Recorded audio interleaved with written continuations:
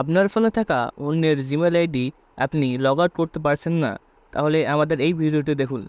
চলুন তাহলে দেখে নেই জিমেল অ্যাকাউন্ট কীভাবে আপনি লগ আউট করবেন। এর জন্য আমাদের প্রথমে জিমেলে এন্টার করতে হবে। এরপর উপরে থাকা 3 লাইন অপশানে ক্লিক করতে হবে।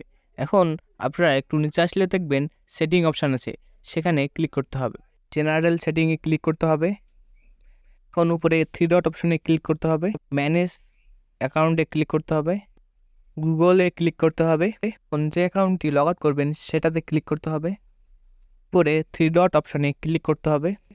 রিমুভ অ্যাকাউন্টে ক্লিক করতে হবে। আবার রিমুভ অ্যাকাউন্টে ক্লিক করতে হবে। রিমুভ অ্যাকাউন্টে ক্লিক করলে আপনাদের অ্যাকাউন্টটি লগ আউট হয়ে যাবে। এভাবে আপনারা আপনাদের জিমেল অ্যাকাউন্ট লগ আউট করতে পারেন।